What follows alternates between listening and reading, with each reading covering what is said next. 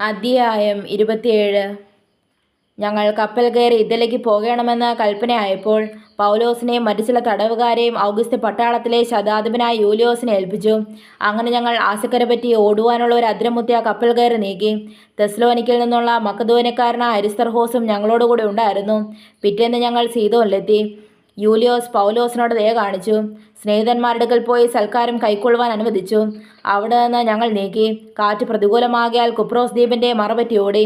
കിൽക്കിയ Pamphylia കടൽ വഴിയായി ചെന്നു ലുക്കിയയിലെ മുറ പട്ടണത്തിലെത്തി. അവിടെ ശതാധിപൻ ഇറ്റലിക്ക് പോകുന്ന ഒരു അലക്സാന്ദ്രിയ കപ്പൽ കണ്ടു. ഞങ്ങളെ അതിൽ കയറ്റി. പിന്നെ ഞങ്ങൾ ബഹുദിവസം പതുക്കെ ഓടി. ക്നീദോസ് തൂക്കിൽ പ്രയാസത്തോടെ എത്തി. കാറ്റ് സമ്മതിക്കാകിയാൽ കേത്രദ്വീപിൻ്റെ മറപറ്റി ശൽമോനിക്ക് നേരെ ഓടി. കരപറ്റി പ്രയാസത്തോടെ ലസയ്യ പട്ടണത്തിൻ്റെ സമീപത്ത് ശുഭതുറമുഖമെന്ന പേരുള്ള സ്ഥലത്തെത്തി. ഇങ്ങനെ വളരെ നാൾ ചെന്ന ശേഷം നോമ്പും കഴിഞ്ഞിരിക്കെ കപ്പലോട്ടം വൈഷമ്യമാകൊണ്ട് പൗലോസ്, പുരുഷന്മാരെ, ഈ യാത്രയിൽ ചരക്കിനും കപ്പലിൻ്റെ മാത്രമല്ല നമ്മുടെ പ്രാണങ്ങൾക്കും ഏറെ കഷ്ടനഷ്ടങ്ങൾ വരുമെന്ന് ഞാൻ കാണുന്നുവെന്ന് അവരെ പ്രബോധിപ്പിച്ചു. ശതാധിപനോ പൗലോസ് പറഞ്ഞതിനേക്കാൾ മാലൂമിയുടെയും കപ്പലുടമസ്ഥൻ്റെയും വാക്ക് അധികം വിശ്വസിച്ചു. ആ തുറമുഖം ശീതകാലം കഴിപ്പാൻ തക്കതല്ല ആകിയാൽ അവിടെ നീക്കി തെക്കു പടിഞ്ഞാറായും വടക്കു പടിഞ്ഞാറായും തുറന്നു കിടക്കുന്ന ഫൊയ്നിക്ക എന്ന കേത്ര തുറമുഖത്ത് കഴിവുണ്ടെങ്കിൽ ചെന്ന് ശീതകാലം കഴിക്കണമെന്ന് മിക്കപേരും ആലോചന പറഞ്ഞു. തെക്കൻ കാറ്റ് മന്ദമായി ഒതുകിയാൽ താല്പര്യം സാധിച്ചുവെന്ന് തോന്നി.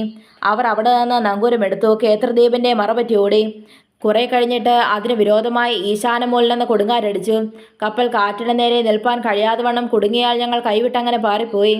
ക്ലൗദ എന്ന ചെറിയ ദ്വീപിൻ്റെ മറപറ്റി ഓടിയിട്ട് പ്രയാസത്തോടെ തോണി കൈവശമാക്കി.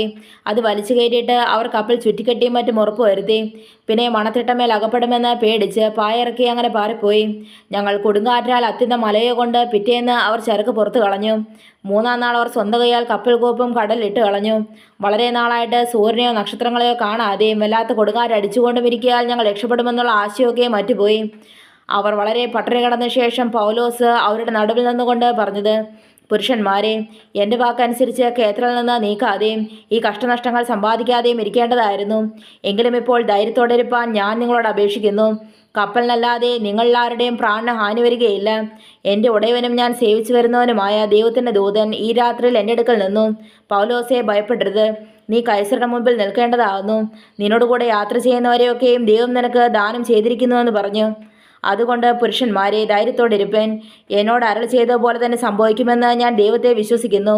എങ്കിലും നാം ഒരു ദ്വീപിന്മേൽ മുട്ടി വീഴേണ്ടതാകുന്നു. 14-ാം രാത്രിയായപ്പോൾ ഞങ്ങൾ അദ്രിയ കടൽ അലയുന്നേരം അർദ്ധരാത്രിയിൽ ഒരു കരയ്ക്ക് സമീപിക്കുന്നുവെന്ന് കപ്പൽക്കാർക്ക് തോന്നി.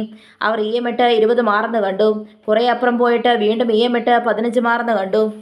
പാറസ്ഥലങ്ങളിൽ അകപ്പെടുമെന്ന് പേടിച്ച് അവർ അമരത്ത് നിന്ന് 4 നങ്കൂരമിട്ട് നേരം വെളുപ്പാൻ ആഗ്രഹിച്ചുകൊണ്ടിരുന്നു. എന്നാൽ കപ്പൽക്കാർ കപ്പൽ വിട്ട് ഓടിപ്പോകാൻ വിചാരിച്ച് അണിയത്ത് നിന്ന് നങ്കൂരമിടുവാൻ പോകുന്നു എന്നുള്ള ഭാവത്തിൽ തോണി കടലിലിറക്കി. അപ്പോൾ പൗലോസ് ശതാധിപനോടും പടയാളികളോടും, ഇവർ കപ്പലിൽ താമസിച്ചല്ലാതെ നിങ്ങൾക്ക് രക്ഷപ്പെടുവാൻ കഴിയുന്നതല്ല എന്ന് പറഞ്ഞു. പടയാളികൾ തോണിയുടെ കയർ അറുത്തത് വീഴിച്ചു കളഞ്ഞു. നേരം വെളുക്കാറായപ്പോൾ പൗലോസ് എല്ലാവരോടും ഭക്ഷണം കഴിക്കേണ്ടതിന് അപേക്ഷിച്ചു. നിങ്ങൾ ഒന്നും ഭക്ഷിക്കാതെ കാത്തുകൊണ്ട് പട്ടണി കിടക്കുന്നത് ഇന്ന് 14-ാം ദിവസമാകുന്നുവല്ലോ. അതുകൊണ്ട് ആഹാരം കഴിക്കണമെന്ന് ഞാൻ നിങ്ങളോട് അപേക്ഷിക്കുന്നു. അത് നിങ്ങളുടെ രക്ഷയ്ക്കുള്ളതല്ലോ. നിങ്ങളിൽ ഒരുത്തിൻ്റെയും തലയിൽ ഒരു രോമം പോലും നഷ്ടമാകുകയില്ല നിശ്ചയമെന്ന് പറഞ്ഞു. ഇങ്ങനെ പറഞ്ഞിട്ട് അപ്പമെടുത്ത് എല്ലാവരും കാണുകയെ ദൈവത്തെ വാഴ്ത്തിയിട്ട് നുറുക്കി തിന്നു തുടങ്ങി. അപ്പോൾ എല്ലാവരും ധൈര്യപ്പെട്ട് ഭക്ഷണം കഴിച്ചു. കപ്പൽ ഞങ്ങൾ ആകപ്പാടെ 276 ആളുണ്ടായിരുന്നു. അവർ തിന്ന് തൃപ്തി വന്ന ശേഷം ധാന്യം കടൽ കളഞ്ഞ് കപ്പലിൻ്റെ ഭാരം കുറച്ചു. വെളിച്ചമായപ്പോൾ ഇന്ന ദേശമെന്ന് അവർ അറിഞ്ഞില്ല എങ്കിലും കരയുള്ളൊരു തുറ കണ്ടു. കഴിയുമെങ്കിൽ കപ്പൽ അതിലേക്ക് ഓടിക്കണമെന്ന് ഭാവിച്ചു.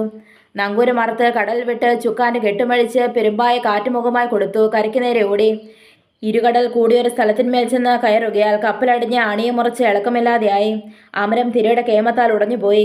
തടവുകാരെല്ലാവരും നീന്തി ഓടിപ്പോകാതിരിപ്പാൻ അവരെ കൊല്ലണമെന്ന് പടയാളികൾ ആലോചിച്ചു. ശതാധിപനോ പൗലോസിനെ രക്ഷിപ്പാൻ ഇച്ഛിച്ചിട്ട് അവരുടെ താല്പര്യം തടുത്തു. നീന്തുവാൻ കഴിയുന്നവർ ആദ്യം ചാടി കരയ്ക്ക് പറ്റുവാനും ശേഷമുള്ളവർ പലകമേലും കപ്പലിൻ്റെ ഗണ്ടകളുടെ മേലുമായി എത്തുവാനും കൽപ്പിച്ചു. ഇങ്ങനെ എല്ലാവരും കരയിലെത്തി രക്ഷപ്പെടുവാൻ സംഗതി വന്നു.